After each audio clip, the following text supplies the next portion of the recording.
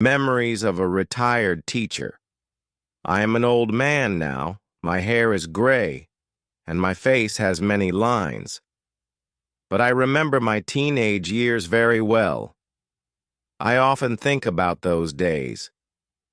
Those days were hard for me, but they taught me many lessons. When I was young, I was a teacher. I loved my job. Every morning I woke up early, put on my best shirt, and walked to school. The children waited for me in the classroom. They smiled when they saw me, and I smiled back. Teaching was my passion. I taught them new words, simple math, and stories about the world. Their eyes were full of curiosity. At the end of the day, they waved goodbye, and I felt proud. At home, my wife, Emily, was waiting for me. She was a kind woman with a warm heart. We had been married for many years. Our house was small but full of love. We cooked together, laughed together, and talked about our day.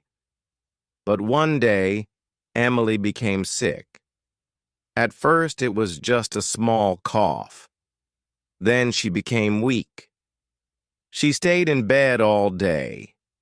We went to the doctor. He checked Emily and gave her medicine. She must rest, he said. The medicine would help, but it was expensive. I paid for the first bottle, but I did not have enough money for more. Every day, Emily needed the medicine. Every day, I worried. My salary was small. It was not enough. At school, I tried to focus. The children laughed and played, but I was not happy. My mind was full of worries. How could I buy more medicine? How could I help Emily? My heart was heavy. My students asked, "Teacher, are you okay?" I smiled and said yes, but it was not true. At night, I sat beside Emily. She held my hand and whispered, "Do not worry." But I did worry. Her face was pale and she looked so tired. I wanted to help her, but I did not know how. I needed money. I needed it fast. But I had no idea what to do. One night I walked outside. The streets were empty and quiet. The shops were closed. I passed by a small store. Through the window, I saw food, drinks, and a cash register full of money. My heart started to beat fast. A thought came to me, an idea I did not like, but I was desperate. I stood there for a long time. My hands were shaking. My mind was full of fear. I knew it was wrong. I was a teacher, an honest man, but Emily needed medicine. I took a deep breath. I had to make a choice. I stood in front of the store, my heart beating fast. The streets were dark and empty. No one was watching. I looked at the cash register inside. There was money. Money I needed. My hands were shaking. I knew it was wrong, but I could not stop thinking about Emily. She was at home, sick in bed, waiting for medicine. I took a deep breath. My mind was full of fear and doubt. I stepped closer to the door. It was locked. Of course it was locked. I looked around and saw a small rock on the ground. My fingers felt cold as I picked it up. My whole body was shaking. Was I really going to do this? I had never stolen anything before. I was a teacher, an honest man, but I was also a husband. Emily needed me. I closed my eyes for a moment, trying to push away my guilt. With one quick motion, I threw the rock at the glass. The sound of breaking glass filled the silent street. My heart jumped. I waited, listening. No one came. No one shouted. The street remained quiet. I reached inside and unlocked the door. My hands were sweating. I stepped inside, my legs feeling weak. The store smelled like bread and fruit. I could see the money in the register. I moved quickly. I grabbed some bills and stuffed them into my pocket. My hands were shaking so much that I almost dropped the money. Then I heard a noise. My heart stopped. Someone was outside. I froze, listening. Footsteps. Was it a policeman? A neighbor? I held my breath, my body stiff with fear. The footsteps grew louder. I had to get out. I turned and ran. I did not stop to look back. My feet pounded against the ground as I raced through the dark streets. My chest was tight. I felt like I could not breathe. I had never been so scared in my life. When I reached home, I quickly shut the door behind me. My hands were still shaking. I leaned against the wall, trying to calm down. What had I done? Emily was asleep. She did not know what I had done. I took the money from my pocket and placed it on the table. It did not feel real. My heart was still racing. I told myself I had no choice. It was for Emily. It was for her medicine. But deep inside, I felt something heavy. It was guilt. I had stolen. I had broken the law. And I could not take it back. I sat beside Emily and held her hand. Her skin felt warm. She opened her eyes slowly and gave me a weak smile. "You are still awake," she whispered. I forced a smile. "Yes," I said. But I did not tell her what I had done. I did not want her to know. I just wanted her to get better. That was all that mattered. The next morning, I woke up early. The money was still on the table. I stared at it for a long time. It was enough to buy Emily's medicine. But it did not feel right. My hands were still shaking from the night before. I had stolen it. I had broken the law. I tried to push the thought away. Emily needed me. I had no other choice. I went to the pharmacy and bought the medicine. The pharmacist smiled and handed me the bottle. "This will help her," he said. I nodded but did not say a word. My mouth felt dry. I took the bottle and left quickly. I felt like everyone was watching me, like they knew what I had done. I kept my head down and walked home fast. When I got home, Emily was awake. She looked pale and tired. I sat beside her and gave her the medicine. She smiled weakly and whispered, "Thank you."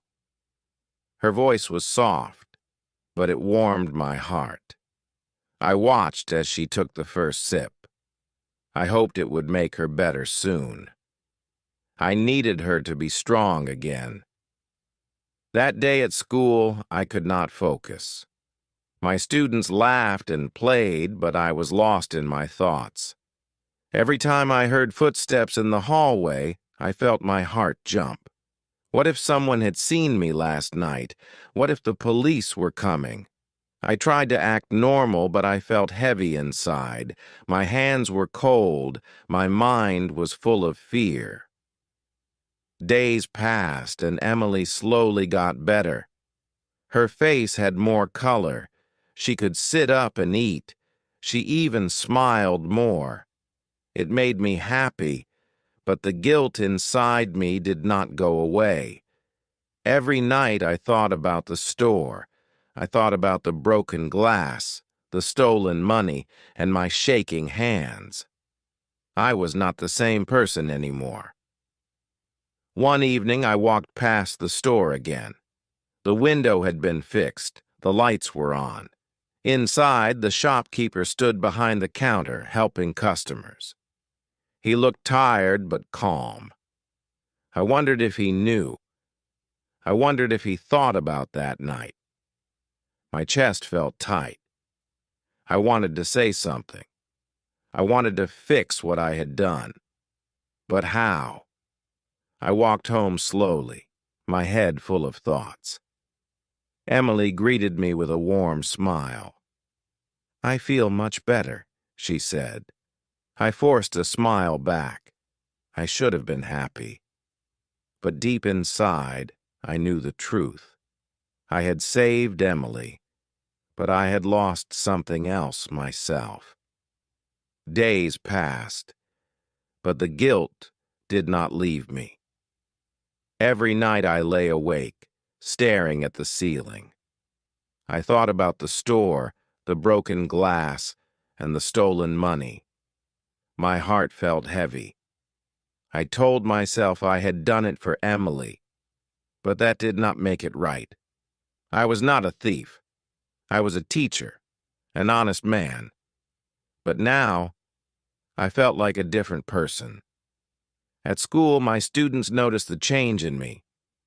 "Teacher, are you okay?" they asked. I forced a smile and nodded. "Yes, I am fine," I said. But I was not fine. My hands were cold. My mind was full of worries.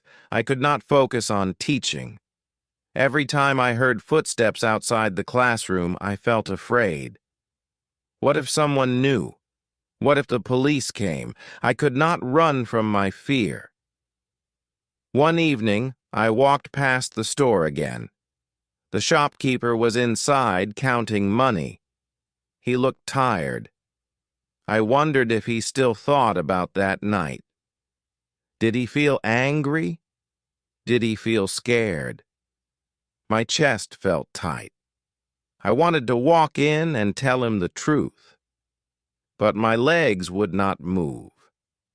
I stood there for a long time, watching him, feeling ashamed. Then I turned and walked away. At home, Emily was getting better. She could sit up for longer. She could eat without feeling weak. Her smile was warm again. "You look tired," she said, touching my hand. I shook my head. "I am just thinking," I replied. She did not ask more. She just held my hand. Her touch was gentle, but it made my guilt stronger. She did not know what I had done. I did not want her to know. That night, I sat alone at the table. I thought about my life before this. I was a simple man, a good man. I taught children. I worked hard. I believed in honesty. But now I was different. I had crossed a line. Even though no one knew, I knew. And that was enough to make me feel lost. I closed my eyes and took a deep breath. I needed to fix this. I needed to make it right. But how? I could not undo what I had done. I could not erase the past. But maybe I could do something good. Maybe I could find a way to give back what I had taken. I opened my eyes and looked around the small room. Emily was sleeping peacefully. The house was quiet. I had made a mistake, but I still had a choice. I could live with my guilt, or I could try to fix it. And in that moment, I knew what I had to do. The next morning, I woke up with a decision in my heart. I could not carry this guilt any longer. I had to make things right. I did not know how, but I knew I had to try. I got dressed and left the house early. The air was cold and my hands were shaking. My feet felt heavy as I walked toward the store. My heart pounded in my chest, but I kept moving forward. When I reached the store, I stopped outside. The shopkeeper was inside, arranging goods on the shelves. He looked tired but calm. I took a deep breath and stepped forward. My legs felt weak, but I pushed myself to go in. The bell above the door rang as I entered. The shopkeeper looked up and gave me a small smile. "Good morning," he said. I swallowed hard and nodded slowly. For a moment, I just stood there.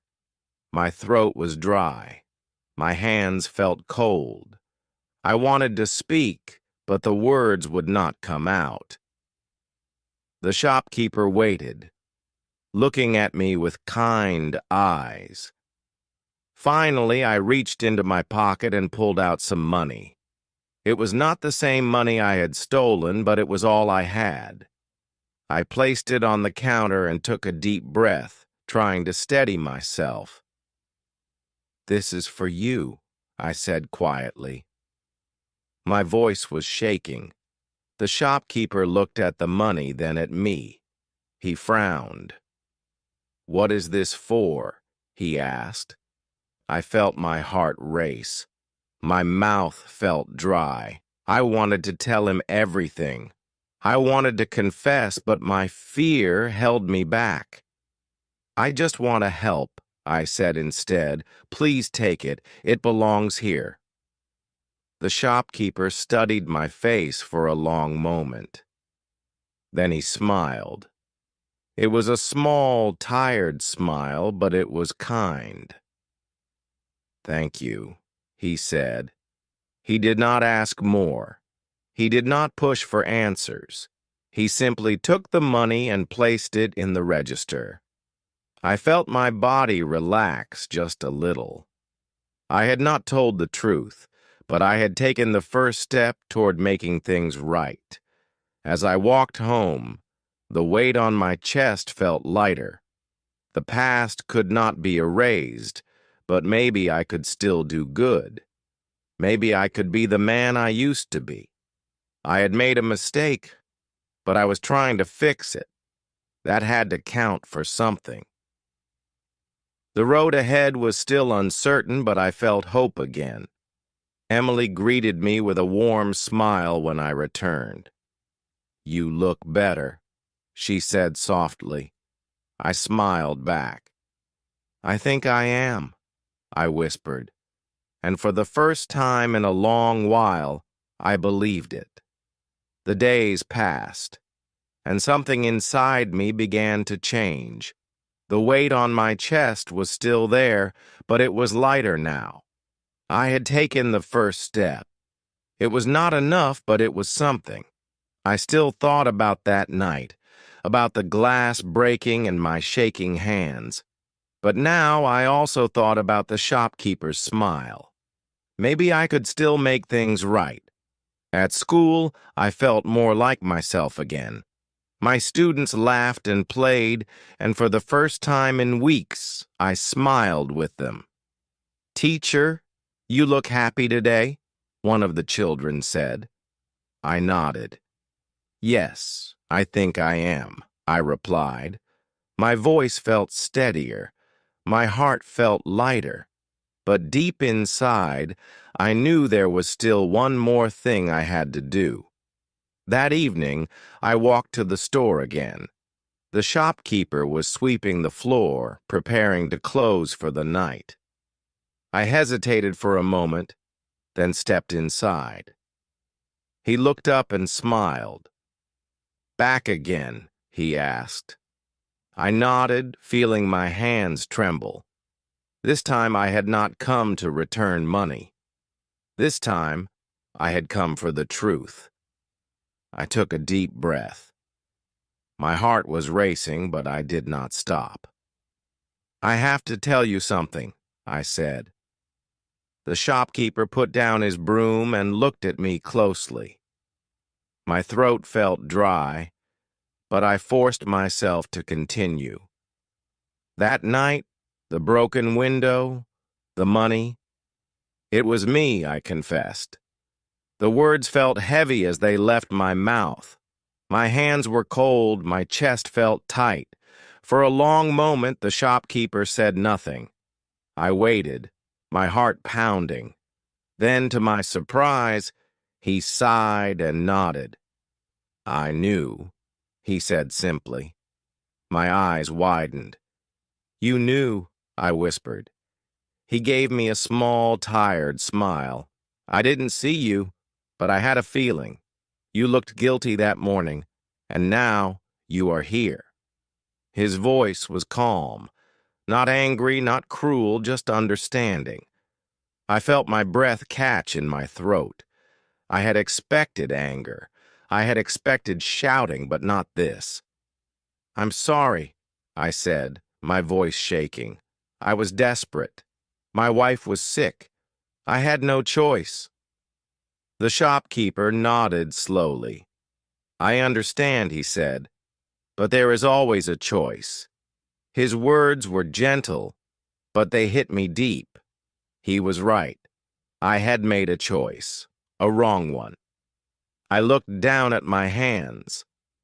"How can I make it right?" I asked. The shopkeeper thought for a moment, then smiled. "Come work for me," he said. "Help me in the store. Learn what it means to give instead of take." His words surprised me. I had come expecting punishment. But instead, I was given a chance, a second chance, and for the first time in a long time, I felt hope. I hope this session was helpful. Please like and subscribe to our channel for more such interesting stories. Take care, everyone.